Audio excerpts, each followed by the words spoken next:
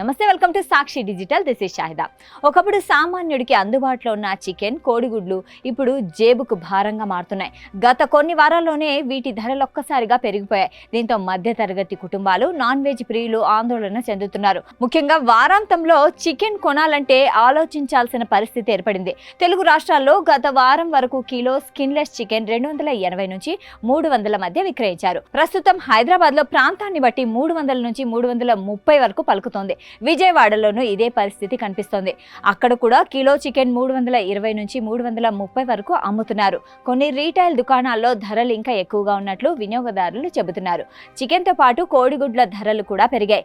నెల రోజుల క్రితం 6 నుంచి 7 మధ్య ఉన్న ఒక్క గుడ్డు ధర ప్రస్తుతం 8కి చేరింది. దీంతో 30 గుడ్ల ట్రే కొనాలంటే దాదాపు 240 ఖర్చు చేయాల్సి వస్తుంది. ప్రోటీన్ కోసం గుడ్లపై ఆధారపడే కుటుంబాలకు ఇది అదనపు భారంగా మారింది. ఈ ధరల పెరుగుదలకు పలు కారణాలు కనిపిస్తున్నాయి. ఎండల తీవ్రతతో పౌల్ట్రీ ఫారాల్లో కోళ్ల మరణాలు పెరగడం వల్ల ఉత్పత్తి తగ్గింది. మరోవైపు మొక్కజొన్న, సోయాబీన్ వంటి దాణా ధరలు పెరగడంతో పౌల్ట్రీ నిర్వహణ వ్యయం కూడా పెరుగుతోంది. దీంతో చాలా మంది రైతులు కోళ్ల పెంపకాన్ని తగ్గించినట్లు వ్యాపారులు చెబుతున్నారు.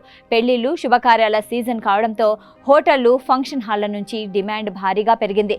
సరఫరా తగ్గి డిమాండ్ పెరగడంతో ధరలు మరింత ఎగబాగుతున్నాయి. ఇప్పటికే నిత్యావసర వస్తువులు, వంట నూనెల ధరలతో ఇబ్బందులు పడుతున్న ప్రజలకు ఇప్పుడు చికెన్, గుడ్ల ధరల పెరుగుదల మరో భారమైంది.